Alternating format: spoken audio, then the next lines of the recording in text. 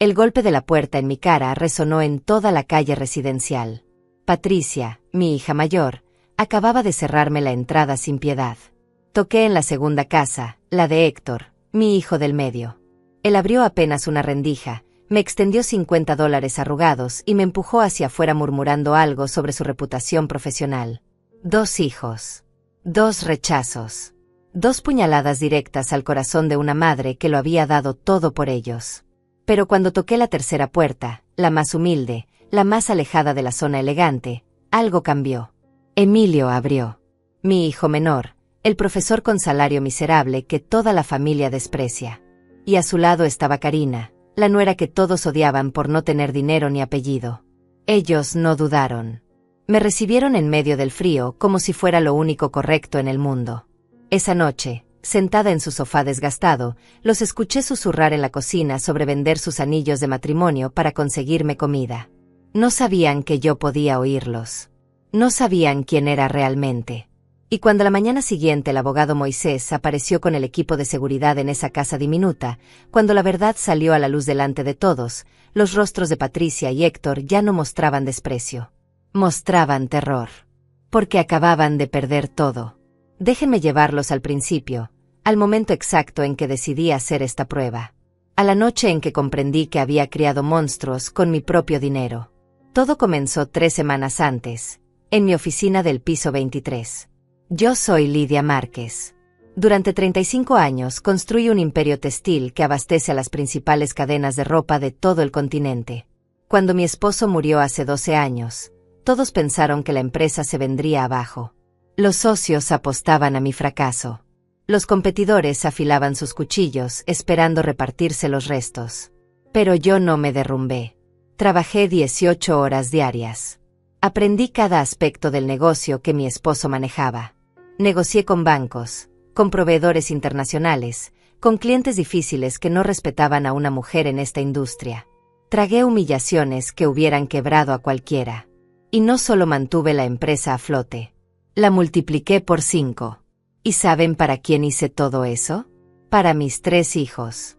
Para darles la vida que yo nunca tuve. Para que nunca sintieran la mordida del hambre como yo la sentí de niña.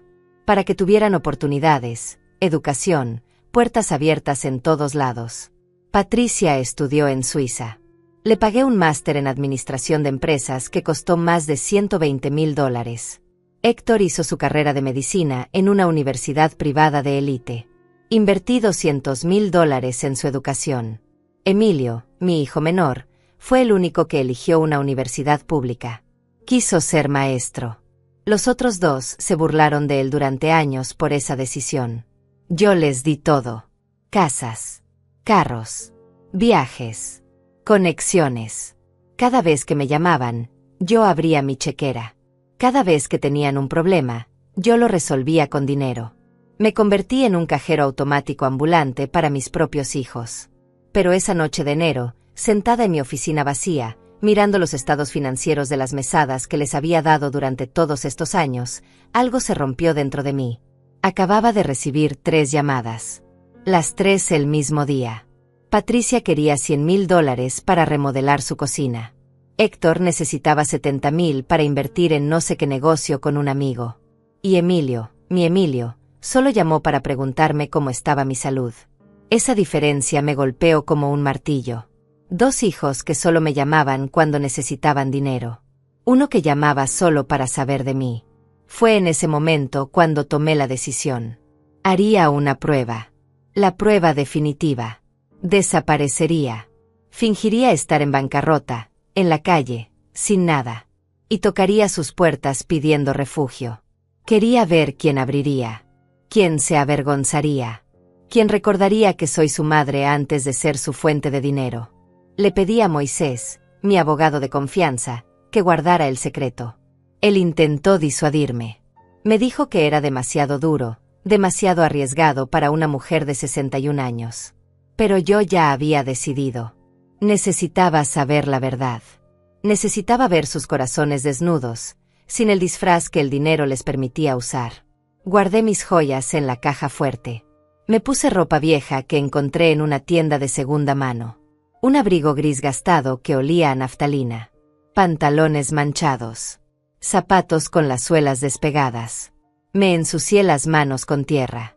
Dejé mi cabello sin lavar durante 3 días. Até mis pertenencias en una bolsa de plástico rota. Me miré al espejo y no reconocí a la mujer que me devolvía la mirada. Parecía una indigente. Parecía invisible. Parecía exactamente lo que necesitaba parecer para que esta prueba funcionara. El plan era simple pero brutal. Iría caminando hasta sus casas. Tocaría sus puertas. Les diría que lo había perdido todo. Que necesitaba un lugar donde dormir. Solo eso. Nada más. Y observaría. Observaría sus reacciones. Sus palabras. Sus gestos. La verdad siempre sale a la superficie cuando las personas no tienen tiempo para ensayar sus mentiras. Moisés me consiguió un teléfono desechable. Me dijo que lo llamara si algo salía mal. Que tendría un auto esperando a 2 cuadras en todo momento.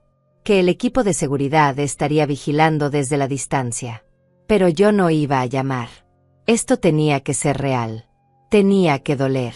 Tenía que ser auténtico. Porque solo en el dolor verdadero se revela el carácter verdadero de las personas. La primera noche salí de mi penthouse. Dejé atrás el calor, las sábanas de seda, la vista panorámica de la ciudad iluminada. Bajé 23 pisos y salí a la calle. El frío de febrero me recibió como una cachetada. No había vuelta atrás. Caminé durante horas. Mis pies se llenaron de ampollas. La bolsa de plástico se rasgó y tuve que cargar mis cosas en los brazos. La gente me esquivaba en las aceras. Algunos me miraban con lástima. Otros con desprecio. La mayoría simplemente me ignoraba, como si fuera parte del mobiliario urbano. Pasé la noche en la estación de autobuses. El olor a orines y a desesperación se me pegó a la ropa. Una mujer mayor compartió conmigo un trozo de pan duro.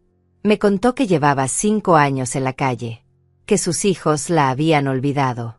Mientras hablaba, yo pensaba, ¿seré yo dentro de unos años si no hago algo ahora? Al tercer día, estaba lista. Sucia. Hambrienta. Congelada hasta los huesos. Pero lista. Sabía exactamente lo que iba a hacer. Iría primero a la casa de Patricia. Luego a la de Héctor. Y finalmente, a la pequeña casa de Emilio y Karina. No sabía qué encontraría. Pero estaba a punto de descubrirlo. La mansión de Patricia brillaba como una joya obscena en medio del barrio más exclusivo de la ciudad. Rejas doradas, jardines podados con precisión milimétrica, fuente de cantera en la entrada. Reconocí cada detalle porque yo había pagado el enganche de esa propiedad. $200,000 que saqué de mis ahorros personales cuando ella se casó hace 7 años. Me paré frente al portón electrónico. Mis piernas temblaban. No solo por los 3 días durmiendo en bancas de parque, sino por lo que estaba a punto de hacer. Apreté el botón del intercomunicador. Escuché el zumbido. Luego silencio. Volví a presionar. La voz de Patricia salió metálica a través del altavoz. Ni siquiera se molestó en preguntar quién era. Solo dijo con tono aburrido que no compraban nada en la puerta. Le dije que era yo, su madre. Hubo una pausa larga. Demasiado larga. Luego escuché el clic del portón abriéndose apenas unos centímetros. Empujé la reja y caminé por el sendero de piedra que yo misma había ayudado a diseñar. Cada paso era una ironía dolorosa. La puerta principal se abrió antes de que llegara. Patricia apareció en el marco, pero no salió. Se quedó ahí, bloqueando la entrada con su cuerpo, como si yo fuera una vendedora ambulante molesta. Llevaba puesto un conjunto deportivo color salmón que probablemente costó más de lo que la mayoría de la gente gana en un mes. Su cabello estaba perfectamente peinado. Sus uñas recién hechas. Todo en ella gritaba dinero, comodidad, superficialidad. Me miró de arriba abajo con una expresión que nunca olvidaré. No era preocupación. Era asco. Mamá, dijo finalmente, arrastrando la palabra como si le quemara la lengua. ¿Qué haces aquí? Ni siquiera lo preguntó. Lo afirmó. Como si mi presencia fuera un inconveniente que necesitaba explicación inmediata. Le dije la verdad que había preparado. Que lo había perdido todo. Que la empresa quebró. Que los acreedores se llevaron mi casa. Que llevaba 3 días en la calle. que solo necesitaba un lugar donde dormir mientras encontraba cómo resolver mi situación. Mi propia hija me escuchó sin mover un músculo de la cara. Cuando terminé de hablar, ella miró por encima de mi hombro hacia las casas vecinas. Estaba más preocupada por quién podría estar viéndome parada en su entrada que por lo que yo acababa de contarle. Ese gesto me atravesó como un cuchillo oxidado. «Mamá, esto no es un buen momento», dijo bajando la voz. «Roberto tiene una cena importante con socios esta noche. No puedo tener este tipo de situaciones ahora». «Situaciones». Me llamó situación. Como si fuera un problema de plomería o una gotera en el techo. Le supliqué. Y odio admitir que lo hice, pero necesitaba ver hasta dónde llegaba su frialdad. Le dije que solo sería por una noche. Que dormiría en cualquier parte. En el cuarto de servicio. En el garaje. Donde fuera. Solo necesitaba un techo. Patricia negó con la cabeza. Sus aretes de diamantes centellearon con el movimiento. Esos aretes que yo le regalé en su último cumpleaños. $5,000 en piedras preciosas colgando de las orejas de una hija que no tenía espacio para su madre en su casa de 6 habitaciones. «No puedes quedarte aquí», dijo con firmeza. «Esto afectaría nuestra reputación en el club. Los vecinos hablan. Ya sabes cómo es esto. Además, si realmente estás en problemas financieros, lo último que necesitas es estar cerca de gente que te va a juzgar. Es por tu propio bien, mamá. Por mi propio bien». Envolvió su rechazo en una capa de falsa preocupación maternal invertida, como si me estuviera haciendo un favor al cerrarme la puerta en la cara. Intenté dar un paso adelante. Ella retrocedió y cerró la puerta hasta dejar solo una rendija. «Hay albergues», dijo. «Organizaciones de caridad. Seguro encuentras algo. Y cuando resuelvas tu situación, cuando las cosas mejoren, hablamos. Pero ahora mismo no puedo ayudarte». «Lo siento». No lo sentía. Eso era lo más horrible. Su voz no tenía ni una pizca de dolor genuino. Solo tenía prisa por terminar esta conversación incómoda y volver a su mundo perfecto de apariencias y superficialidad.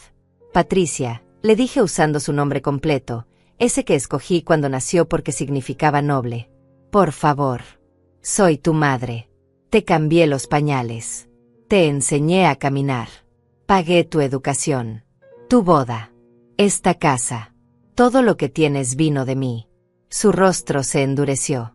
Y ahí vi algo que me heló la sangre más que cualquier noche en la calle. Vi resentimiento. Como si cada cosa que yo había hecho por ella fuera una deuda que la agobiaba. Como si mi amor de madre fuera una carga insoportable que había estado esperando dejar caer. «Exactamente, mamá», dijo con veneno en cada sílaba. «Lo diste todo. Siempre estuviste dando, controlando, decidiendo. Ahora que no tienes nada, esperas que yo te devuelva todo como si fuera una inversión. Pues no funciona así. Yo tengo mi propia vida, mis propias responsabilidades. No puedo cargar con tus errores financieros». La puerta se cerró. Escuché el pestillo girando. El sonido de ese metal deslizándose fue como escuchar el ataúd de nuestra relación cerrándose para siempre. Me quedé ahí parada, mirando la madera maciza color caoba que yo había ayudado a pagar. A través de la ventana lateral vi a Patricia caminar de vuelta a su sala, tomar su teléfono, marcar y empezar a hablar con alguien mientras se reía. Me alejé de esa casa sintiendo algo peor que tristeza. Sentía vacío. Como si una parte de mí se hubiera quedado del otro lado de esa puerta cerrada. La hija que yo crié, la niña que me abrazaba cuando tenía pesadillas, la joven que lloraba en mi hombro cuando su primer novio la dejó, ya no existía. Había sido reemplazada por esta mujer fría que valoraba más la opinión de sus vecinos que el bienestar de su propia madre. Caminé 3 kilómetros hasta llegar al vecindario donde vivía Héctor. Mis pies sangraban dentro de los zapatos rotos. El hambre me hacía ver manchas negras cada vez que movía la cabeza demasiado rápido. Pero seguía adelante porque necesitaba completar esta prueba. Necesitaba saber si todos mis hijos eran iguales o si quedaba algo de humanidad en alguno de ellos. La casa de Héctor era más moderna que la de Patricia. Todo vidrio y acero. Minimalista. Fría. Como él. Toqué el timbre y esperé. Esta vez no hubo demora. Héctor abrió la puerta casi inmediatamente, como si hubiera estado esperando una entrega o algo así. Su expresión cuando me vio fue de shock genuino. «Mamá», exclamó, y por un segundo pensé que tal vez él sería diferente. «¿Qué te pasó?» Parecía preocupado. Sus ojos recorrieron mi ropa sucia, mi cabello grasiento, la bolsa rota que cargaba. Dio un paso hacia mí y pensé que me abrazaría. No lo hizo. En cambio, miró rápidamente hacia ambos lados de la calle. Igual que Patricia. La misma preocupación por las apariencias. El mismo miedo a que alguien los viera conmigo. «Entra rápido», dijo, haciéndome pasar pero cerrando la puerta inmediatamente detrás de mí como si estuviera ocultando evidencia de un crimen. Me quedé en el recibidor. Él no me invitó a pasar más adentro. Mantuve la distancia como si mi pobreza fuera contagiosa. «¿Qué pasó?», repitió. «¿Dónde has estado? ¿Por qué no llamaste?». Le conté la misma historia. Quiebra. Pérdidas. Calle. Necesidad de refugio temporal. Héctor me escuchó con los brazos cruzados. Vi su cerebro trabajando. Vi los cálculos formándose detrás de sus ojos. No estaba pensando en cómo ayudarme. Estaba pensando en cómo deshacerse de mí de la manera más rápida y menos problemática posible. Cuando terminé de hablar, él suspiró. Un suspiro largo y cansado, como si yo fuera una paciente difícil en su consultorio y no su madre. «Mamá, tengo una reputación que cuidar. Soy cirujano cardiovascular. Mis pacientes son gente importante. Políticos. Empresarios. Si alguien se entera de que mi madre está viviendo en la calle, eso afecta mi práctica. ¿Entiendes, verdad?». «No», le dije con toda honestidad. «No entiendo». Héctor sacó su cartera. El cuero era italiano. Lo reconocí porque yo se lo había regalado en su cumpleaños hace 2 años. Costó $800. Sacó algunos billetes. $50 en total. Lo sostuvo hacia mí pero sin acercarse, como si tuviera miedo de tocarme. «Toma esto», dijo. «Ve a un hotel económico. Descansa. Báñate. Cuando estés presentable podemos hablar de cómo resolver tu situación. Pero no puedes quedarte aquí. Tengo cirugías mañana temprano. Necesito concentración. No puedo tener esta distracción». Distracción. Su madre sin hogar era una distracción. No tomé el dinero. Me quedé mirándolo fijamente a los ojos, buscando algún rastro del niño que solía correr a mis brazos cuando volvía del trabajo. El niño que me decía que cuando creciera me compraría una casa grande para que nunca tuviera que trabajar tan duro. Ese niño había muerto en algún momento y yo ni siquiera me había dado cuenta del funeral. «Héctor», le dije con la voz quebrada, «pasé noches enteras estudiando contigo para tus exámenes de medicina. Te llevaba café a las 3 de la mañana cuando te quedabas despierto repasando. Cuando no podías pagar los libros de texto que costaban $500 cada uno, yo vendí mis joyas para comprártelos. Y ahora me ofreces $50 y me llamas distracción». Él apretó la mandíbula. Los billetes seguían extendidos entre nosotros como una barrera física.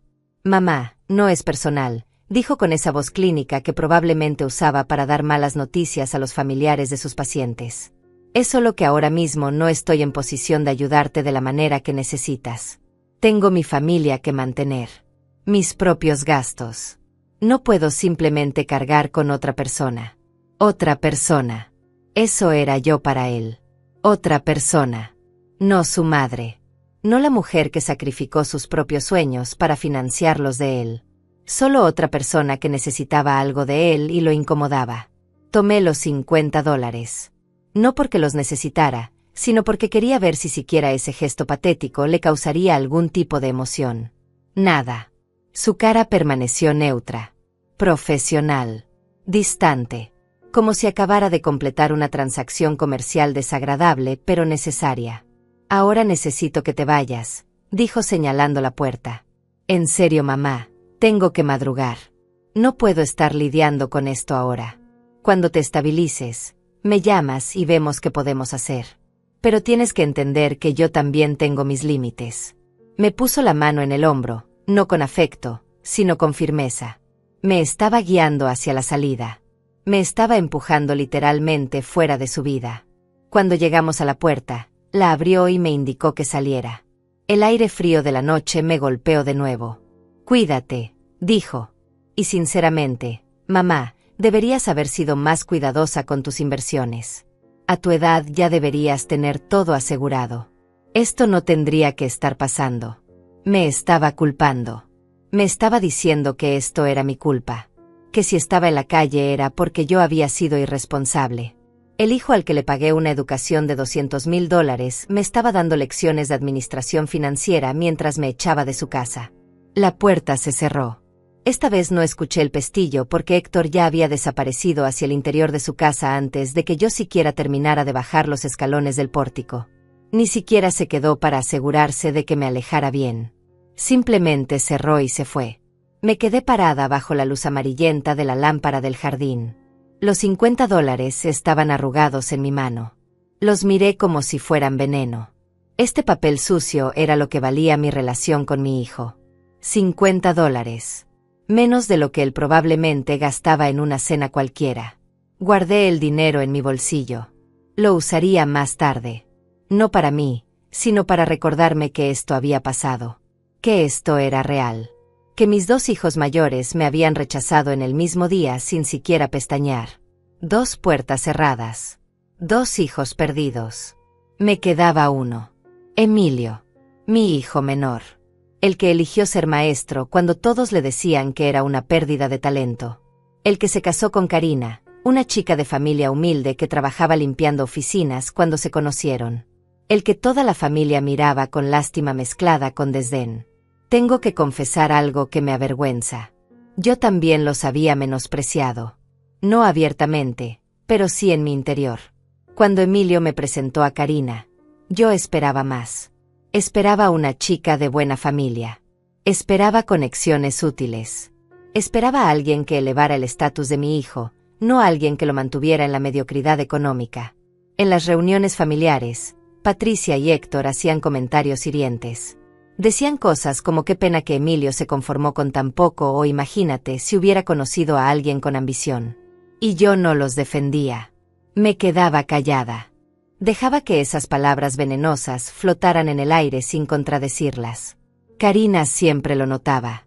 Veía cómo su sonrisa se hacía más pequeña cada vez que Patricia hablaba de sus viajes a Europa o cuando Héctor mencionaba sus pacientes millonarios.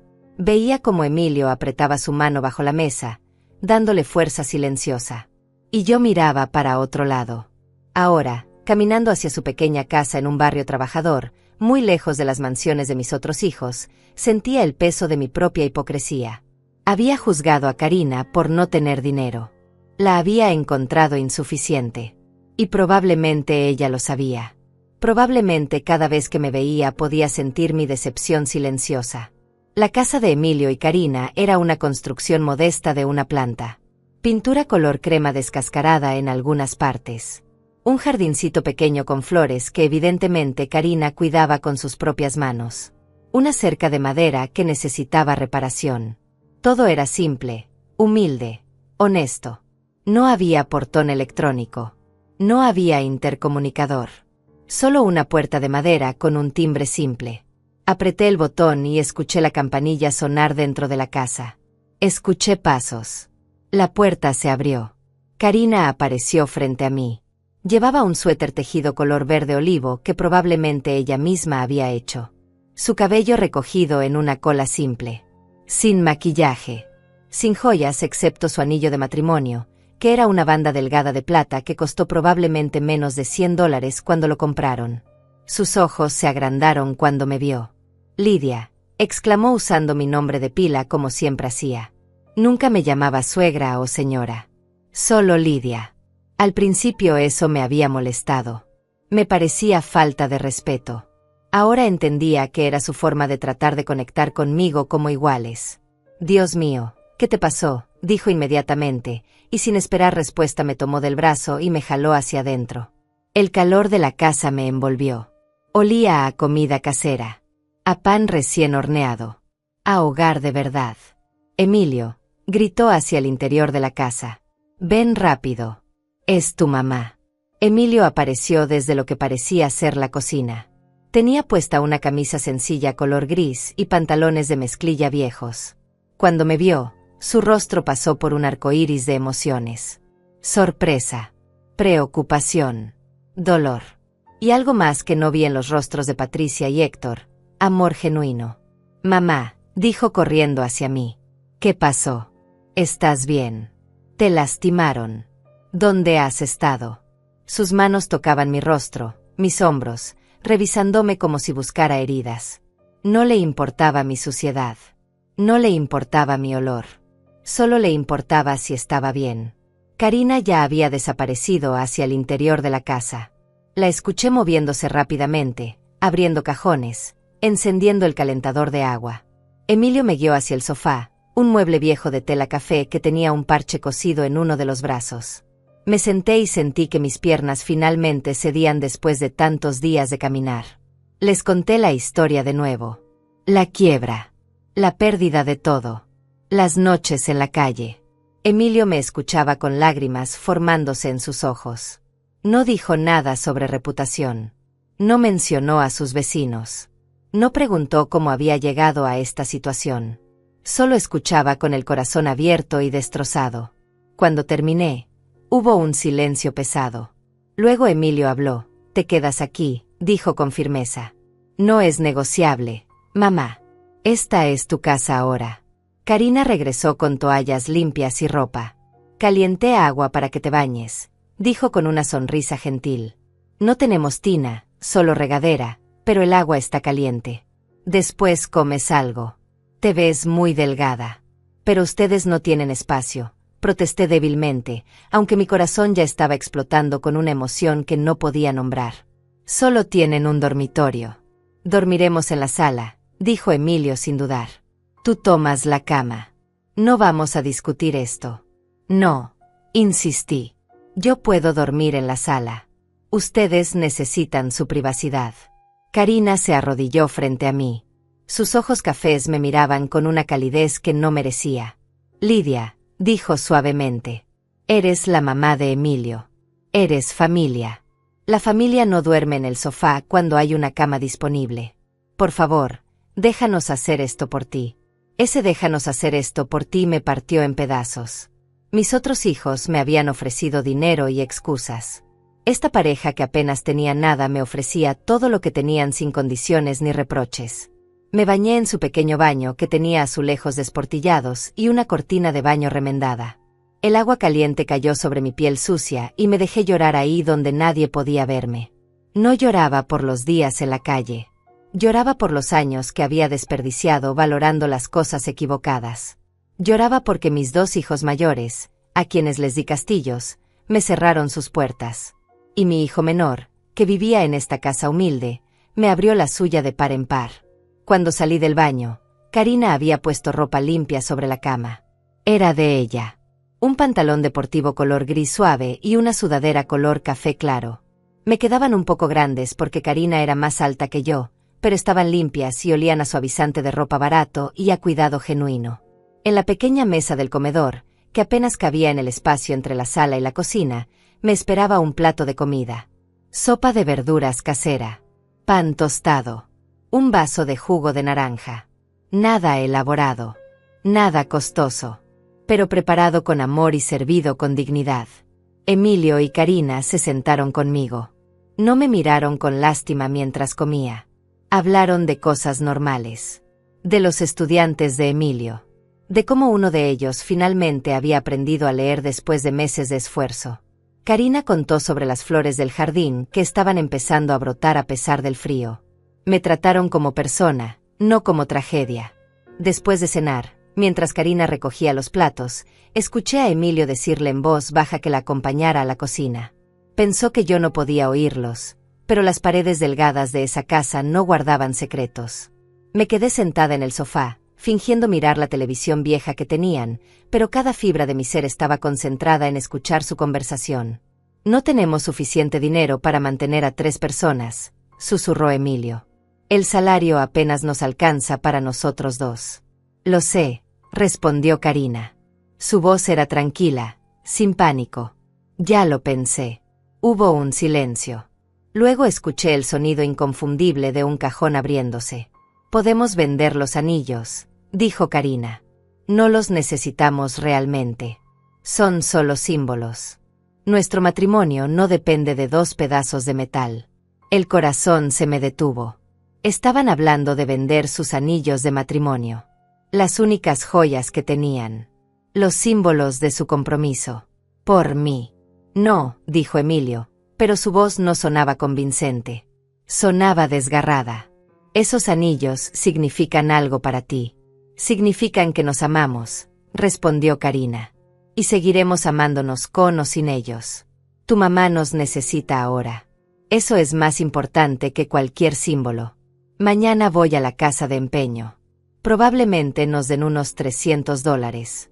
Con eso compramos comida para el mes y vemos cómo seguimos. $300. Eso era todo lo que sus anillos valdrían en una casa de empeño. Y ellos estaban dispuestos a entregarlos sin pensarlo 2 veces. Mientras tanto, Patricia tenía aretes de $5,000 colgando de sus orejas y no me dejó entrar a su casa. Héctor cargaba una cartera de $800 y me dio 50 como si fuera una limosna generosa. Te amo, escuché a Emilio decir. Su voz estaba rota. No sé qué hice para merecerte. Nada, respondió Karina con ternura. No se trata de merecer. Se trata de elegir hacer lo correcto.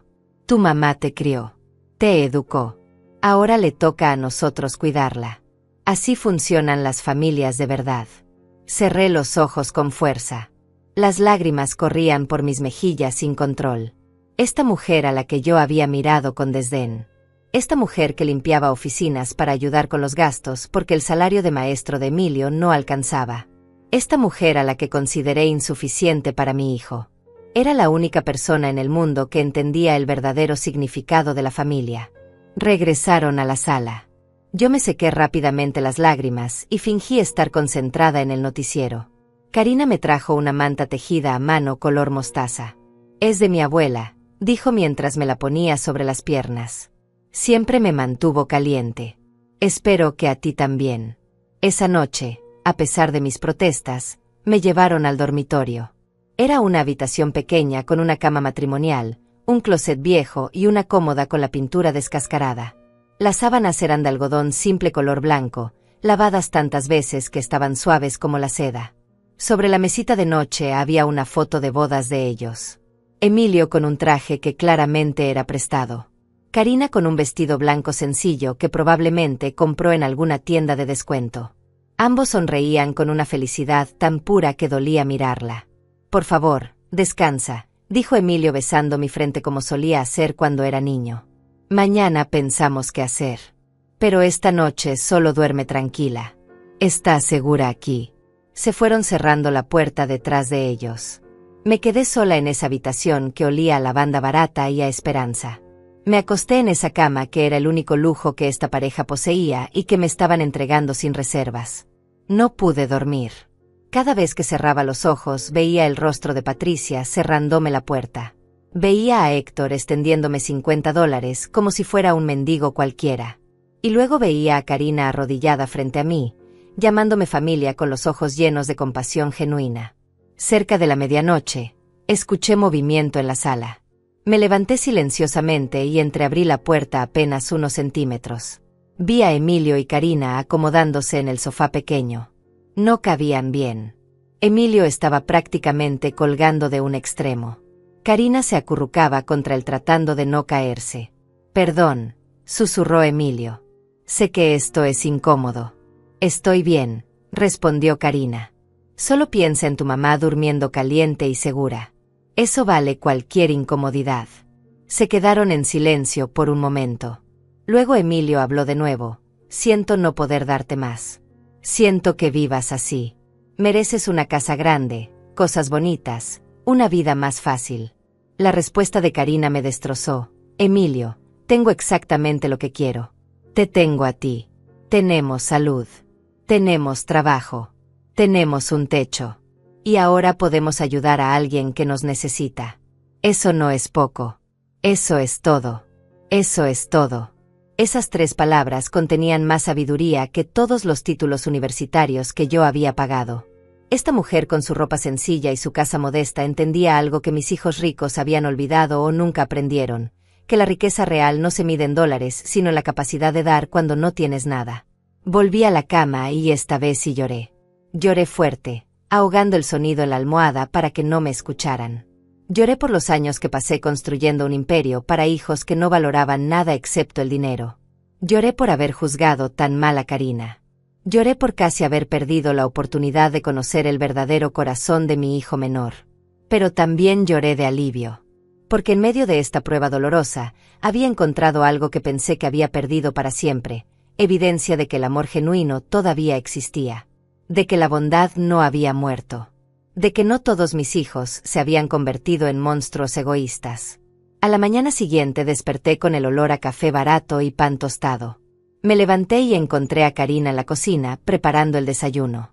Llevaba el mismo suéter del día anterior. Probablemente era el único que tenía para el invierno. Su cabello estaba peinado en la misma cola simple. Sin pretensiones. Sin máscaras. «Buenos días», dijo sonriendo cuando me vio. «Espero que hayas dormido bien. Hay café si quieres». Me serví una taza del café más barato que probablemente existía en el mercado y sabía a gloria. Nos sentamos juntas en la pequeña mesa. Emilio ya se había ido a la escuela. Tenía que llegar temprano para preparar su salón. Karina me miró por encima de su taza. Había algo en sus ojos. Una determinación tranquila. «Lidia», dijo suavemente. «Quiero que sepas que mientras necesites estar aquí, esta es tu casa. No importa cuánto tiempo sea. 1 mes, 1 año, lo que sea. No vamos a echarte». Sus palabras eran tan diferentes a las de Patricia y Héctor que casi no parecían del mismo idioma. «Te lo agradezco», logré decir. «Pero no puedo quitarle su habitación indefinidamente». «No nos la estás quitando», respondió ella. «La estamos compartiendo. Así es como funciona cuando alguien está en problemas. Compartimos lo que tenemos». Me miró directamente a los ojos. «Sé que nunca fui suficiente para ti», dijo con una honestidad brutal que me atravesó. «Sé que querías más para Emilio. Una esposa con dinero. Con conexiones. Con educación universitaria. Yo solo soy una chica que limpia oficinas y cuida flores». «Karina», empecé a decir, pero ella levantó la mano. «Está bien», continuó. «Lo entiendo. Pero quiero que sepas algo. Amo a tu hijo más de lo que jamás amé nada en mi vida. Y aunque nunca tengamos mucho dinero, aunque nunca vivamos en una mansión, voy a asegurarme de que él sepa todos los días que es amado, valorado y respetado. Y ahora tú también». Sus palabras me quebraron completamente. Toda la fachada que había mantenido durante estos días se derrumbó como un edificio podrido. Empecé a llorar ahí mismo, en esa mesa diminuta, bebiendo café barato en una taza desportillada. Lloré como no había llorado en décadas. Karina se levantó y me abrazó. No dijo nada. No trató de consolarme con palabras vacías. Solo me sostuvo mientras yo me desmoronaba. Su suéter absorbía mis lágrimas y ella simplemente me dejaba sentir todo lo que necesitaba sentir. Cuando finalmente pude hablar, le dije la verdad. «Tenías razón. Nunca pensé que fuera suficiente. Te miré y vi pobreza. Vi limitaciones. Vi todo lo que tú no eras en lugar de ver todo lo que sí eres. Y me equivoqué tan profundamente que me avergüenza». Karina se separó y me miró con esos ojos cafés llenos de una madurez que yo no tenía a pesar de mis 61 años. «La gente se equivoca», dijo simplemente. «Lo importante es lo que hacemos después de darnos cuenta». Me tomó las manos entre las suyas. Estaban ásperas del trabajo. Tenía las uñas cortas, sin pintar, con restos de tierra debajo porque había estado trabajando en el jardín. Manos trabajadoras. Manos honestas. Manos que valían más que todas las manicuras perfectas de Patricia. «Quiero que sepas algo», continué. «Cuando todo esto termine, cuando resuelva mi situación, voy a compensarte por todo. Te lo prometo». Ella negó con la cabeza suavemente. «No quiero compensación, Lidia. No estamos llevando una cuenta. Estamos siendo familia. Eso es todo». Esa palabra otra vez. Familia. Patricia y Héctor la habían usado como excusa para justificar todo lo que yo les di. «Tú eres familia», decían cuando necesitaban dinero. «Tú eres nuestra madre», argumentaban cuando querían algo. Pero cuando yo los necesité, esa misma palabra desapareció de su vocabulario. Karina usaba esa palabra de manera diferente. Para ella, familia significaba responsabilidad. Significaba sacrificio. Significaba abrir puertas en lugar de cerrarlas.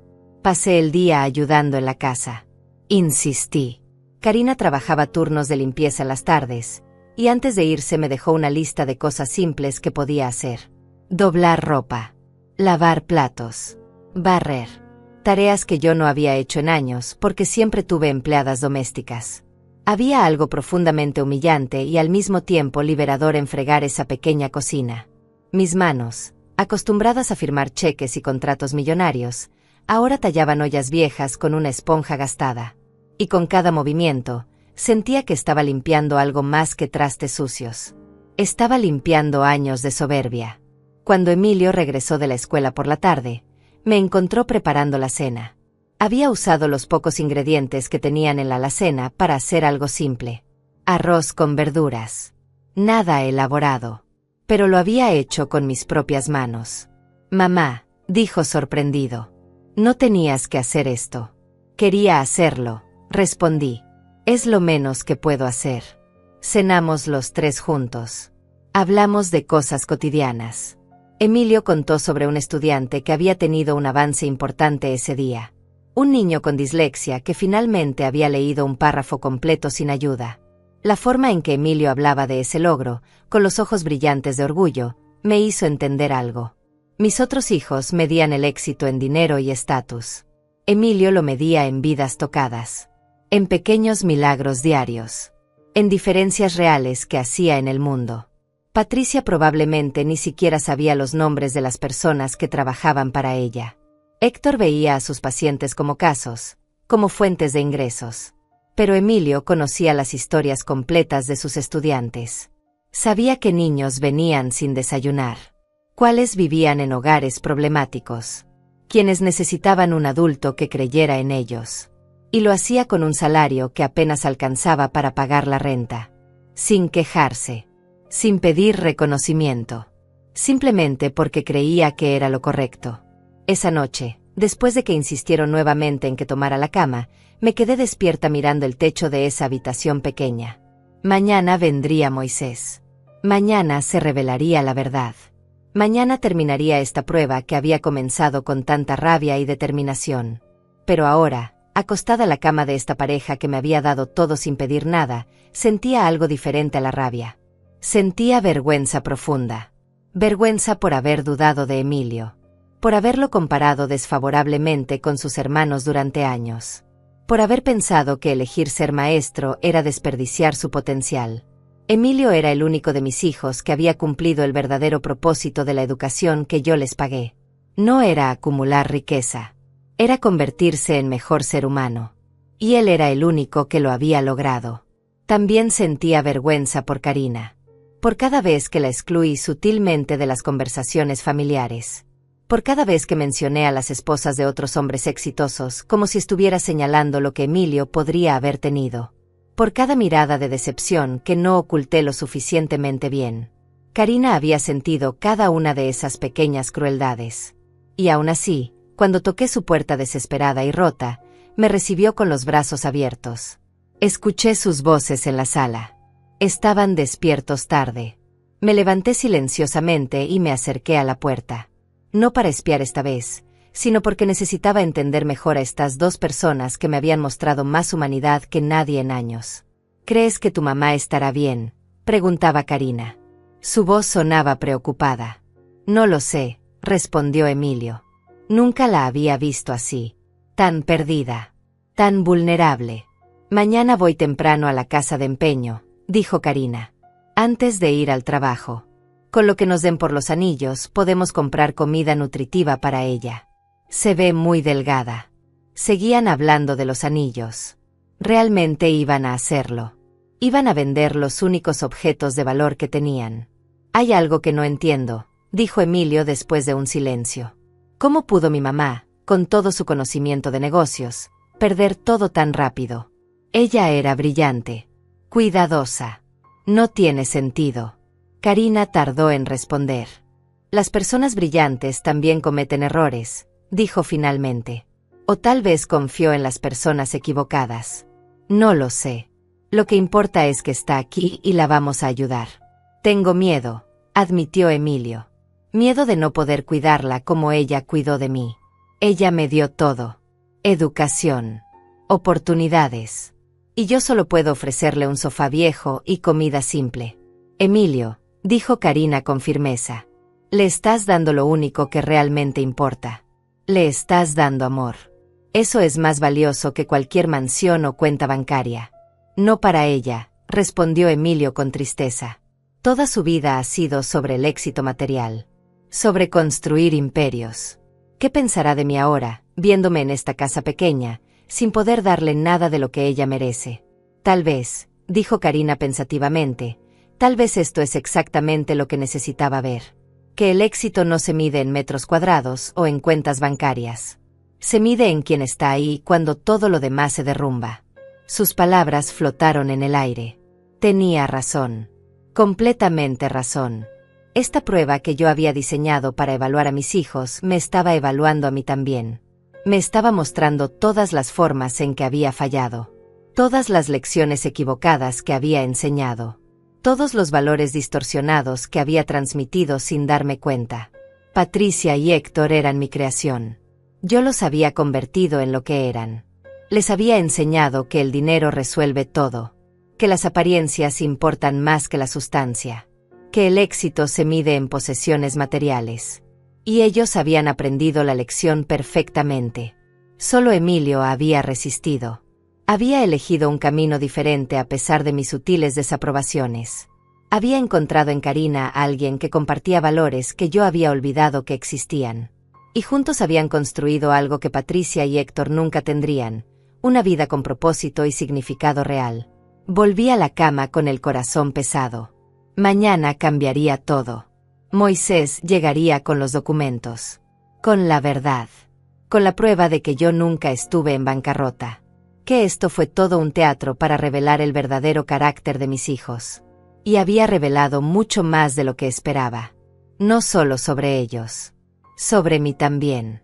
Me dormí finalmente, agotada emocionalmente, sabiendo que cuando saliera el sol comenzaría el último acto de este drama doloroso y necesario. El acto donde la verdad saldría a la luz. Donde la justicia se serviría. Donde las cuentas se ajustarían. Pero también sabiendo que después de mañana, nada volvería a ser igual. Las relaciones rotas con Patricia y Héctor probablemente nunca se repararían. Y la relación con Emilio y Karina se transformaría de maneras que aún no podía predecir completamente. Lo único que sabía con certeza era que estos dos seres humanos dormidos en un sofá incómodo, dispuestos a vender sus anillos de matrimonio por una mujer que los había menospreciado, merecían todo lo que yo podía darles. Y mañana se los daría. 18:56. Desperté antes del amanecer. El teléfono desechable que Moisés me había dado estaba escondido en el bolsillo interno de mi abrigo sucio. Lo saqué con manos temblorosas. Eran las 5:30 de la mañana. Marqué el número que tenía memorizado. Moisés contestó al segundo timbrazo. Lidia, dijo con voz adormilada pero alerta. ¿Estás bien? ¿Pasó algo? Estoy bien, susurré para no despertar a Emilio y Karina. Es hora. Ven a las 9 de la mañana. Trae los documentos. Trae al equipo de seguridad. Todo como lo planeamos. Hubo una pausa. ¿Estás segura?, preguntó. Una vez que hagamos esto, no hay vuelta atrás. Estoy segura, respondí. Más segura de lo que he estado de cualquier cosa en mi vida. Te veo a las 9. Colgué y guardé el teléfono. Me quedé sentada en la cama mirando las primeras luces del amanecer filtrarse por las cortinas baratas color café. En unas horas, todo cambiaría. La máscara caería. Y tendría que enfrentar las consecuencias de lo que había descubierto. Me levanté y salí del dormitorio. Emilio y Karina seguían dormidos en el sofá. Se veían tan incómodos que dolía mirarlos. El brazo de Emilio colgaba hasta el suelo. Karina tenía la cabeza en un ángulo extraño contra el respaldo. Pero sus manos estaban entrelazadas incluso en el sueño. Preparé café en silencio. Encontré pan en la alacena y lo tostré. Puse la mesa como pude. Pequeños actos de servicio que eran todo lo que podía ofrecerles en este último momento antes de que la verdad explotara. Karina se despertó primero. Me vio en la cocina y sonrió con esa sonrisa cansada pero genuina. «Te levantaste temprano», dijo estirándose con cuidado para no despertar a Emilio. «No podía dormir», admití. «Estaba pensando». Se acercó y aceptó la taza de café que le ofrecí. «¿Pensando en qué?», preguntó con curiosidad pero sin presión. «En ustedes», respondí honestamente. «En lo que han hecho por mí. En lo que están dispuestos a hacer». Karina tomó un sorbo de café. Sus ojos me estudiaban por encima de la taza. Había algo en su mirada. Una inteligencia tranquila que sugería que tal vez había más de lo que dejaba ver. «Lidia», dijo lentamente, «¿puedo preguntarte algo?» «Claro», respondí, aunque mi corazón empezó a latir más rápido. «No tienes que responder si no quieres», continuó. «Pero algo no cuadra. Una mujer como tú, con tu experiencia, con tu inteligencia. ¿Cómo perdiste todo tan rápido? ¿Y por qué viniste caminando hasta nuestras casas en lugar de pedir ayuda de alguna otra forma?» Me quedé congelada. Karina me miraba con una expresión que no era acusatoria, pero sí curiosa. Esperaba que yo dijera algo, que explicara las inconsistencias que su mente aguda había detectado. Antes de que pudiera responder, Emilio se despertó con un gemido. Su espalda claramente le dolía por la noche en el sofá. «Buenos días», dijo frotándose el cuello. «¿Qué hora es?» «Casi las 7», respondió Karina, pero sus ojos no dejaban los míos. Estábamos hablando. Emilio se levantó y se acercó a nosotras. Notó la tensión en el aire. «¿Pasa algo?», preguntó mirando entre las dos. Karina suavizó su expresión. «No, nada. Solo conversábamos». Pero yo sabía que ella sabía. O al menos sospechaba. Esta mujer que todos subestimaban, que limpiaba oficinas y cuidaba flores, tenía una percepción que mis hijos educados en universidades caras nunca desarrollaron. «Necesito decirles algo», empecé, pero las palabras se atoraban en mi garganta. Emilio me puso una mano en el hombro. «Lo que sea, mamá. Estamos aquí». Karina volvió a hablar. «Antes de que digas nada, quiero que sepas que no importa. No importa qué secreto estés guardando. No importa qué prueba nos hayas puesto. Todavía te abrimos la puerta. Todavía te ofrecimos nuestra cama. Y lo volveríamos a hacer». Me quedé mirándola con la boca abierta. «¿Sabías?», logré decir finalmente. «Sospeché», corrigió. «Desde que llegaste. Tu forma de hablar. Tu postura. Los detalles pequeños que no encajaban. Pero decidí que no importaba. Porque incluso si esto era una prueba, la respuesta correcta seguía siendo la misma. Recibirte. Cuidarte. Amarte». Emilio miraba entre nosotras confundido. «¿De qué están hablando?». Karina lo miró con ternura. «Tu mamá no está en bancarrota, amor. O al menos no creo que lo esté. Creo que esto fue una prueba para ver cómo reaccionaríamos». Emilio se volvió hacia mí con los ojos muy abiertos. «¿Es verdad?», preguntó. Las lágrimas corrían por mi rostro. «Sí», susurré. «Es verdad. Lo siento. Lo siento tanto». Esperaba ver rabia. Esperaba gritos. Esperaba que me echaran de la casa con justa indignación. Pero Emilio simplemente me abrazó. Me abrazó fuerte mientras yo lloraba contra su pecho. «¿Por qué?», preguntó finalmente. «¿Por qué hiciste esto?». «Porque necesitaba saber», respondí entre sollozos. Necesitaba saber quién me amaba por ser su madre y quién solo me veía como una fuente de dinero. Y descubrí cosas que me rompieron el corazón. Les conté todo. Sobre Patricia cerrándome la puerta por miedo a lo que dirían los vecinos. Sobre Héctor dándome $50 y empujándome afuera. Sobre cómo solo ellos dos me habían recibido sin condiciones. Cuando terminé, Karina dijo algo que nunca olvidaré. Entonces la prueba funcionó. «Descubriste la verdad. Y nosotros también descubrimos algo». «¿Qué descubrieron?», pregunté. «Que haríamos lo correcto incluso cuando nadie nos observara», respondió. «Que nuestros valores son reales, no actuados. Que somos exactamente quienes pensábamos que éramos». Emilio agregó. «Y también descubrimos que necesitas sanar, mamá. Porque una madre que tiene que probar el amor de sus hijos así está muy lastimada. Tenía razón. Completamente razón. Miré el reloj. Eran las 8:15.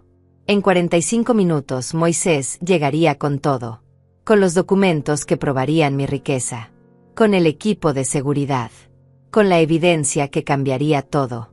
Hay algo más, les dije. A las 9 viene mi abogado. Con documentos. Va a revelar quién soy realmente.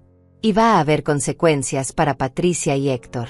¿Qué tipo de consecuencias?, preguntó Emilio. Voy a reescribir mi testamento, respondí.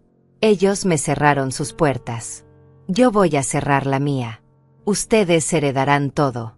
Emilio retrocedió como si mis palabras lo hubieran golpeado físicamente. No, dijo inmediatamente. No puedes hacer eso, mamá. Son tus hijos también. Hijos que me rechazaron cuando más los necesitaba, respondí con voz firme. Hijos que valoraron su reputación y su comodidad más que mi bienestar.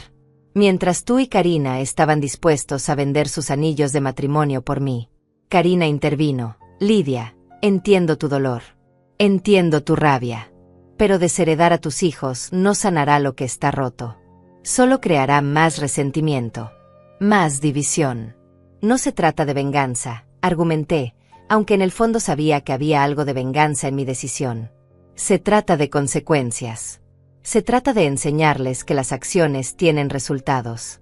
Que no pueden tratar a las personas como basura y esperar seguir recibiendo recompensas. Emilio se sentó en el sofá con la cabeza entre las manos. Esto es demasiado, murmuró. Yo no quiero tu dinero, mamá. Nunca lo quise.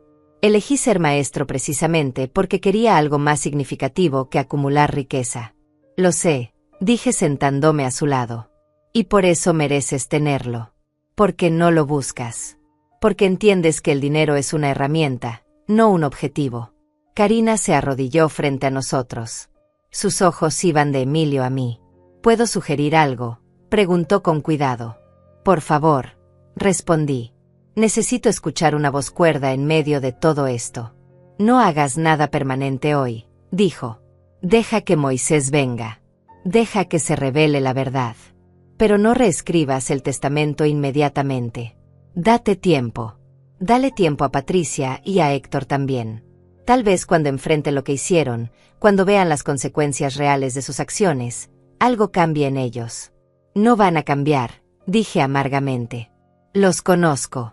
Los conocías, corrigió Karina. Pero las personas pueden sorprendernos. Para bien o para mal. Dame una oportunidad de estar equivocada sobre ellos. Emilio levantó la cabeza. Mamá, si realmente quieres enseñarles algo, enséñales con tu vida, no con tu muerte. Muéstrales cómo se ve el amor verdadero. Cómo se ve el perdón. No les des más dinero si no quieres. Está bien. Pero no los cortes completamente de tu vida. Eso te lastimará a ti más que a ellos. Sus palabras me llegaron hondo. Este hijo mío, este hombre bueno que ganaba menos en un año de lo que sus hermanos gastaban en vacaciones, me estaba dando lecciones de humanidad que yo necesitaba desesperadamente. ¿Qué propones entonces?, pregunté. Deja que venga el abogado, respondió Emilio. Deja que Patricia y Héctor sepan que esto fue una prueba. Deja que sientan el peso de lo que hicieron.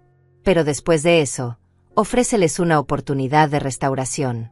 No dinero, sino relación. Si la quieren, tendrán que ganársela. Si no, al menos tú sabrás que lo intentaste. Miré el reloj. Las 8:30. Media hora para decidir cómo manejaría el momento más importante de esta prueba. Media hora para decidir si quería justicia o reconciliación. Venganza o sanación. Llamaré a Moisés, dije finalmente. Le diré que venga, pero que no traiga documentos de testamento. Solo los que prueban mi identidad real.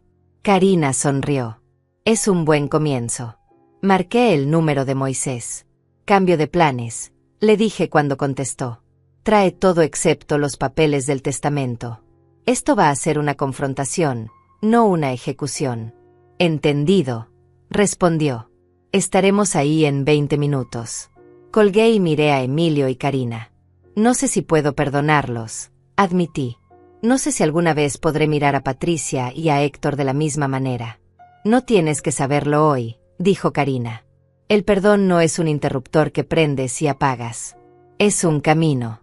A veces largo y doloroso. Pero vale la pena caminarlo. Los siguientes 20 minutos pasaron en un silencio tenso. Nos sentamos juntos en la sala pequeña. Karina preparó más café. Emilio se cambió de ropa.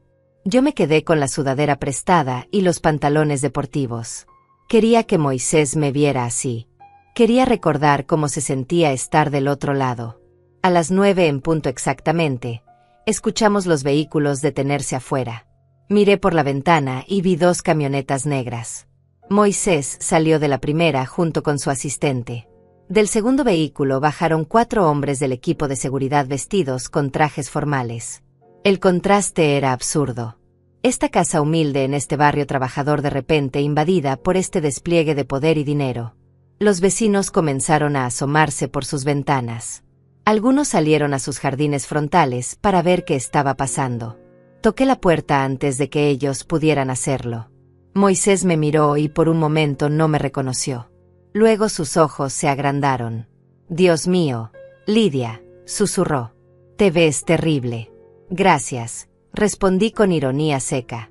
«Déjame presentarte a las únicas 2 personas que se preocuparon por cómo me veía cuando llegué a su puerta». Emilio y Karina se acercaron tímidamente. Estaban claramente intimidados por toda esta demostración de recursos. Moisés los saludó con respeto genuino. «Es un honor conocerlos», dijo. «Lidia me ha hablado mucho de ustedes en estos días». «Nada bueno, supongo», dijo Karina con una sonrisa triste. «Todo bueno», corrigió Moisés. «Todo muy bueno». Entraron todos. La pequeña sala se llenó de gente. Los hombres de seguridad se quedaron parados incómodamente, claramente fuera de lugar en este espacio modesto. Moisés abrió su maletín y sacó documentos. «Estos son los estados de cuenta de tus empresas», dijo mostrándome papeles. «Todo sigue funcionando perfectamente. La junta directiva ha manejado las operaciones diarias en tu ausencia como acordamos. No hubo ninguna quiebra. Ninguna pérdida. Todo fue fabricado». Emilio miraba los números en los documentos. Sus ojos se agrandaban cada vez más. «Mamá», susurró.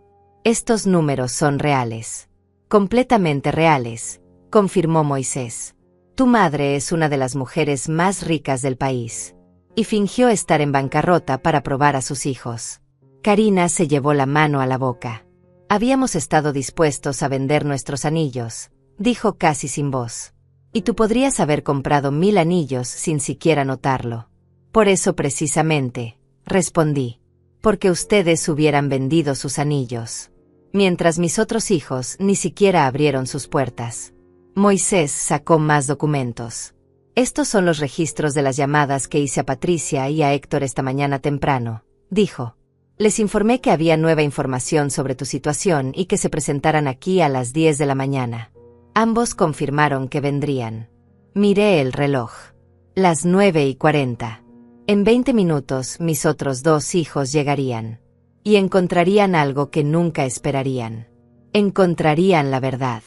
Y encontrarían las consecuencias de sus elecciones. Emilio se veía enfermo. «No sé si puedo estar aquí cuando lleguen», dijo. «No sé si puedo ver sus caras cuando se den cuenta». «Necesitas estar aquí», dije firmemente. «Necesitas ser testigo de esto. Porque esto no es solo sobre ellos. Es sobre ti también. Sobre validar que tu forma de vivir, tu forma de amar, es la correcta. Es sobre demostrar que no eres el hijo fracasado que ellos siempre insinuaron que eras». Karina tomó su mano. «Estaré aquí contigo», le dijo. «Pase lo que pase». Los minutos se arrastraban. Moisés repasaba documentos. Los hombres de seguridad esperaban en silencio. Emilio y Karina se sentaban juntos en el sofá, sus manos entrelazadas. Y yo estaba de pie junto a la ventana, mirando la calle, esperando ver los autos caros de mis otros hijos aparecer. A las 10:05, llegó Patricia. Su Mercedes blanco brillaba obscenamente en esta calle de autos modestos. Se estacionó y salió usando lentes de sol enormes y un abrigo color crema que probablemente costó más que la renta mensual de Emilio. 2 minutos después llegó Héctor. Su BMW gris se detuvo detrás del Mercedes de Patricia. Bajó revisando su reloj caro, claramente molesto por tener que estar aquí. Se encontraron en la acera frente a la casa de Emilio. Los vi hablar. Patricia gesticulaba hacia la casa con desprecio evidente. Héctor se encogía de hombros. Ninguno de los dos parecía feliz de estar aquí. Caminaron juntos hacia la puerta. Pude escuchar sus voces antes de que tocaran. ¿Por qué el abogado de mamá nos citaría aquí?, preguntaba Patricia con disgusto evidente. En la casa de Emilio. Esto es ridículo. No tengo idea, respondió Héctor. Pero hagamos esto rápido. Tengo una cirugía a la 1. Tocaron la puerta. Emilio me miró con pánico en los ojos. Yo asentí. Él respiró profundo y abrió. La expresión en los rostros de Patricia y Héctor cuando vieron a Emilio fue de fastidio apenas disfrazado.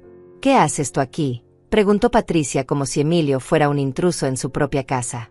Vivo aquí, respondió Emilio con voz temblorosa. Es mi casa. Patricia entró sin esperar invitación, Héctor detrás de ella.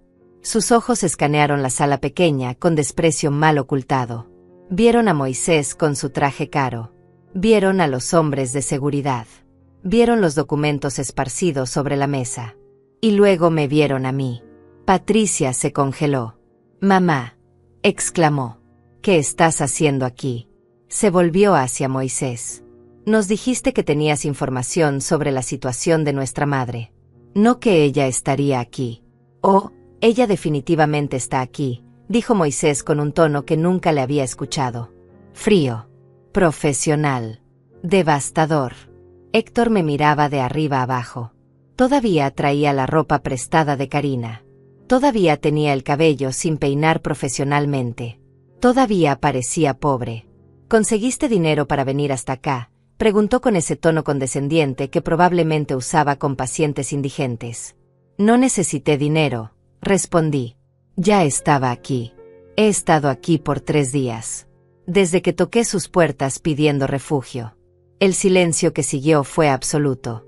Vi cómo sus cerebros procesaban la información. Cómo las piezas comenzaban a encajar.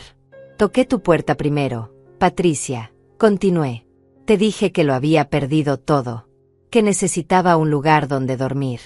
Y tú me cerraste la puerta en la cara porque tenías miedo de lo que dirían los vecinos del club. Patricia palideció. Yo no sabía que eras tú de verdad, empezó a decir. Parecías una indigente. Pensé que era algún tipo de estafa. Era yo, dije firmemente. Tu madre. Sucia y desesperada. Y no te importó. Me volví hacia Héctor. Y tú me diste $50 como si fuera una limosnera molesta. Me dijiste que afectaba tu reputación. Que era una distracción. Héctor abrió la boca, pero no salió sonido. Su rostro había pasado de arrogante a horrorizado. Pero Emilio y Karina, señalé a la pareja sentada en el sofá, me abrieron su puerta inmediatamente. Me dieron su cama, su comida, su calidez, sin hacer preguntas, sin preocuparse por apariencias. Estaban dispuestos a vender sus anillos de matrimonio para ayudarme. Patricia finalmente encontró su voz. Esto fue una trampa, acusó. Nos tendiste una trampa.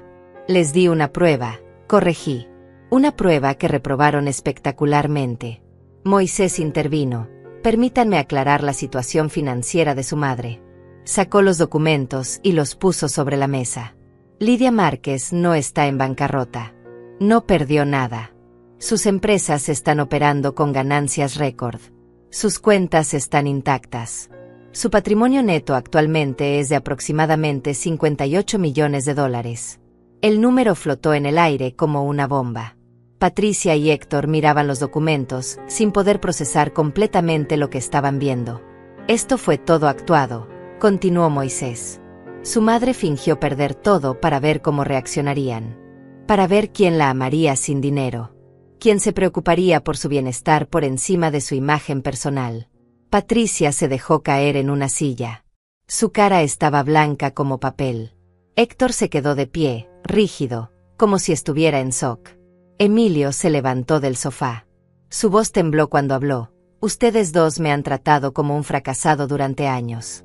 Como si elegir ser maestro fuera una vergüenza para la familia. Como si Karina no fuera suficiente porque no tenía dinero ni apellido.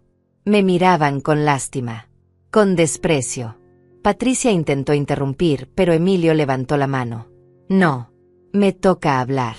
Durante años los escuché hacer comentarios hirientes. Los escuché reírse de mi salario. Los escuché comparar sus casas, sus carros, sus vidas con la mía como si yo hubiera fallado en algo fundamental. Las lágrimas corrían por el rostro de Emilio, pero su voz se hacía más fuerte. Y cuando mamá apareció en mi puerta, sucia y asustada, ni siquiera dudé. Porque así me criaron. A amar sin condiciones. A ayudar sin preguntar. Y ustedes dos tuvieron la misma crianza. Los mismos padres. Las mismas lecciones. Pero eligieron algo diferente. Karina se puso de pie junto a él. Su voz era tranquila pero firme. Ustedes me odiaban. Sé que lo hacían. Porque no era lo suficientemente buena para su hermano. Porque limpiaba oficinas y no tenía educación universitaria. Pero cuando su madre necesitaba ayuda, cuando ustedes la rechazaron, nosotros la recibimos. Y lo haríamos otra vez. Patricia finalmente reaccionó. Comenzó a llorar. No lágrimas silenciosas, sino sollozos fuertes y dramáticos. Lo siento, gritaba. No sabía. Pensé que era una extraña. Si hubiera sabido que eras tú de verdad, mamá. Esa es precisamente la cuestión, dije con voz dura. Tenía que ser una extraña para que me trataras así. Pero sigo siendo tu madre. Y si hubiera sido realmente una indigente, aún así merecía más compasión que la que me mostraste. Héctor encontró su voz. Esto no es justo. Nos pusiste en una posición imposible. Nos engañaste. Los puse en una posición de elección, corregí. Una elección que Emilio pasó sin siquiera pensarlo. Ustedes fallaron no porque no supieran que era yo. Fallaron porque sus valores están podridos hasta el centro. Moisés carraspeó. Lidia me había pedido traer documentos para modificar su testamento. Para desheredar completamente a Patricia y a Héctor y dejar todo a Emilio y Karina. Patricia dejó de llorar instantáneamente. Sus ojos se agrandaron con horror. No puedes hacer eso, dijo. Puedo, respondí. Y tenía toda la intención de hacerlo. ¿Tenía? Preguntó Héctor captando el tiempo verbal pasado. Emilio y Karina me convencieron de no tomar esa decisión hoy, expliqué. Me dijeron que les diera una oportunidad. Que el perdón es un camino, no un evento. Gracias, susurró Patricia mirando a Emilio. Gracias. No me agradezcas a mí, dijo Emilio con frialdad. Yo hubiera dejado que mamá los desheredara. Fue Karina quien argumentó por misericordia. La mujer que ustedes despreciaban. Patricia se volvió hacia Karina. Lo siento, dijo. Siento haberte tratado mal. Siento todo. Karina la miró por un largo momento. No me crees todavía, dijo finalmente. Estás asustada de perder tu herencia. Pero cuando ese miedo pase, cuando estés de vuelta en tu mansión y en tu vida cómoda, volverás a despreciarme. Porque no has cambiado. Solo estás asustada. Las palabras de Karina eran como cuchillos de precisión. Patricia abrió la boca para protestar pero se detuvo. Porque sabía que era verdad. Me volví hacia mis 3 hijos. Esto es lo que va a pasar, dije. No voy a cambiar mi testamento hoy. Pero tampoco voy a seguir siendo su banco personal. Se acabaron las mesadas. Se acabaron los rescates financieros.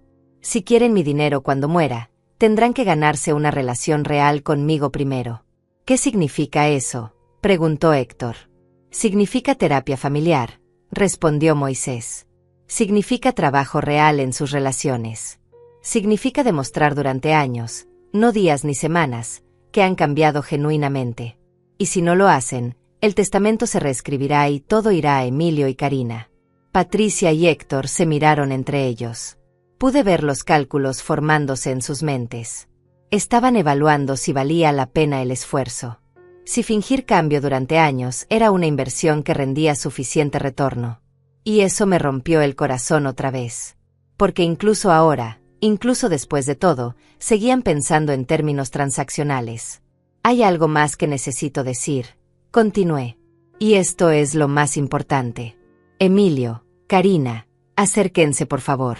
Se pusieron de pie y caminaron hacia mí. Tomé sus manos entre las mías. Ustedes dos me mostraron algo que había olvidado que existía.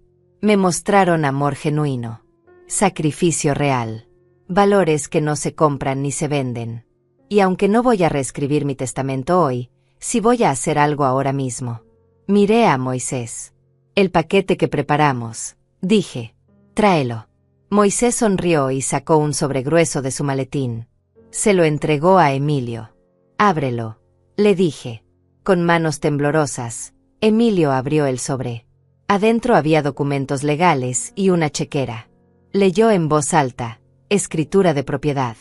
Sus ojos se agrandaron. Mamá, ¿qué es esto? Es la escritura de una casa, expliqué. Una casa de verdad.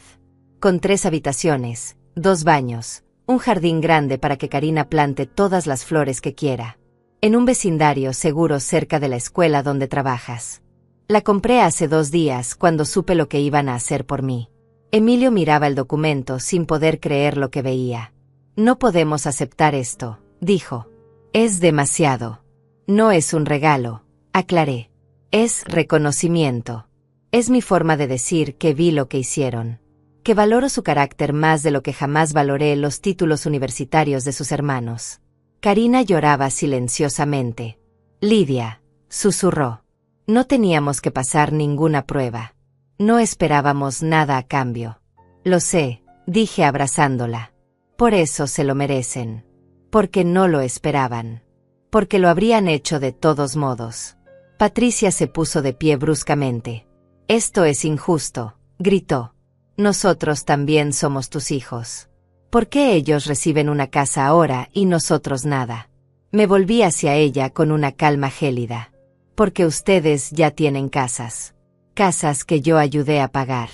Ustedes han recibido de mí durante décadas. Dinero. Oportunidades. Conexiones. Todo lo que pidieron. Emilio nunca pidió nada. Trabajó. Luchó. Construyó una vida digna con sus propias manos. Y cuando yo lo necesité, él estuvo ahí. Héctor intervino. Entonces esto es castigo. Nos estás castigando por un error. No fue un error, dije con voz dura. Fue una revelación. Un error es algo que haces sin querer. Ustedes eligieron conscientemente cerrarme sus puertas. Eligieron su comodidad sobre mi bienestar. Esas fueron decisiones, no errores. Pero nos arrepentimos, insistió Patricia. Estamos arrepentidos. Hoy están arrepentidos, respondí. Porque descubrieron que todavía tengo dinero. Porque tienen miedo de perder su herencia. Pero ¿qué hay del arrepentimiento cuando yo era solo una mujer sucia en su puerta? ¿Dónde estaba su compasión entonces? El silencio que siguió era tan denso que dolía respirar. Patricia lloraba otra vez. Héctor miraba el suelo. Emilio y Karina se aferraban el uno al otro, abrumados por todo. Escúchenme bien los 3, dije mirándolos a todos. Esta familia está rota. Yo contribuí a romperla. Les enseñé que el dinero lo resuelve todo. Que el éxito se mide en posesiones. Patricia, Héctor, ustedes aprendieron esa lección demasiado bien. Emilio, tú la rechazaste. Y ahora todos tenemos que vivir con las consecuencias. Me volví específicamente hacia Patricia y Héctor. Si quieren una relación conmigo, si quieren que considere mantenerlos en mi testamento, aquí están las condiciones. Primero, terapia familiar. Todos nosotros. Cada semana. Sin excepciones. Segundo, quiero verlos hacer servicio comunitario. Quiero que trabajen con personas sin hogar. Que vean las caras de gente como la que pensaron que yo era. Tercero, quiero disculpas reales. No a mí. A Emilio y a Karina. Por años de desprecio y condescendencia. Y cuarto, continué, quiero tiempo. Tiempo real. No llamadas cuando necesitan algo. Sino cenas familiares. Conversaciones genuinas. Interés verdadero en las vidas del otro. Quiero una familia de verdad, no una transacción comercial disfrazada de relación. Eso es mucho pedir, dijo Héctor débilmente. Es lo mínimo, corregí. Es literalmente lo mínimo que deberían querer hacer si realmente se preocupan por mí como persona y no como herencia andante. Patricia se acercó. Mamá, dijo con voz quebrada. Tienes razón. Sobre todo, me he convertido en alguien horrible. Alguien que tú nunca quisiste que fuera. Y no sé si puedo cambiar. Pero quiero intentarlo. No por el dinero, sino porque vi mi futuro cuando cerraste esa puerta. Vi convertirme en una mujer vieja y sola en una mansión vacía. Y me aterrorizó. Fue la primera cosa genuina que le escuché decir en años. Tal vez había esperanza. Tal vez no. El tiempo lo diría. Héctor también se acercó. Yo también quiero intentarlo, dijo. No sé cómo arreglar esto. Pero quiero aprender. Los miré a ambos. El escepticismo debe haber sido evidente en mi rostro porque Patricia agregó. Sé que no nos crees. Y está bien. No nos hemos ganado tu confianza. Pero danos la oportunidad de reconstruirla. Por favor. Miré a Emilio. Él era quien más había sufrido su desdén. ¿Qué opinas?, le pregunté. Emilio respiró profundo. Si realmente lo intentan, si realmente cambian, entonces sí. Denles la oportunidad. Pero si esto es solo un acto, si vuelven a sus patrones viejos una vez que pase el shock, entonces mamá debe cumplir su amenaza. Karina asintió en acuerdo. Todos merecen una segunda oportunidad, dijo. Pero las terceras oportunidades se tienen que ganar. Estaba bien. Esas eran las reglas. Moisés lo anotó todo. Haría un documento formal estableciendo las condiciones para que Patricia y Héctor permanecieran en mi testamento. Si fallaban en cualquiera de los requisitos durante los próximos 3 años, serían removidos automáticamente. Hay una cosa más, dije mirando a Emilio y Karina. Quiero que sepan que pase lo que pase con sus hermanos, ustedes siempre tendrán un lugar en mi vida. Ustedes me salvaron. No de la calle, porque nunca estuve realmente ahí, sino de convertirme en alguien tan amarga y cínica que hubiera perdido la fe en la humanidad. Karina me abrazó. Tú también nos salvaste, susurró. Nos mostraste que hacer lo correcto importa, que nuestros valores tienen significado. Pasamos la siguiente hora arreglando detalles. Moisés programó la primera sesión de terapia familiar. Patricia y Héctor se comprometieron a las condiciones. Firmaron documentos. Hicieron promesas. No sabía si las cumplirían. Pero al menos ahora había un camino. Una posibilidad. Y eso era más de lo que tenía 3 días atrás cuando empecé esta prueba. Cuando finalmente todos se fueron, cuando la casa volvió a quedarse en silencio, me senté en el sofá viejo con Emilio y Karina a mi lado. Siento haberte juzgado, le dije a Karina tomando su mano. Siento todos los años que te hice sentir menos. Siento cada mirada de decepción. Cada comentario hiriente que no detuve. Eras exactamente lo que Emilio necesitaba. Eras exactamente lo que esta familia necesitaba. Y fui demasiado ciega para verlo. Karina apretó mi mano. El perdón no se mendiga, Lidia. Se ofrece. Y yo te perdono. Porque entiendo. Tenías miedo por tu hijo. Querías lo mejor para él. Solo que tu definición de mejor estaba equivocada. Mi definición de todo estaba equivocada, admití. Construí un imperio, pero casi pierdo lo único que realmente importa. La familia. La conexión genuina. El amor sin condiciones. Emilio puso su brazo alrededor de mis hombros. No lo perdiste, mamá. Todavía estamos aquí. Y ahora sabes quiénes somos realmente. Eso es un regalo. Tenía razón. Esta prueba horrible y necesaria me había dado claridad. Dolor, sí. Pero también claridad. Sabía exactamente dónde estaba parada con cada uno de mis hijos. Sabía quién amarme con o sin dinero. Sabía quién sacrificaría algo real por mí. Y también sabía algo más. Sabía que el dinero que había pasado mi vida acumulando era solo una herramienta. Nada más. No compraba amor. No compraba lealtad. No compraba las cosas que realmente importaban. Lo que importaba estaba sentado a mi lado en un sofá viejo en una casa pequeña. Era un maestro con salario modesto y su esposa trabajadora. Era gente que valoraba las flores en el jardín más que los diamantes en las orejas. Era familia de verdad. Parada en la puerta de esa casa modesta 3 días atrás, sucia y rechazada por 2 de mis hijos, pensé que había tocado fondo. Pero estaba equivocada.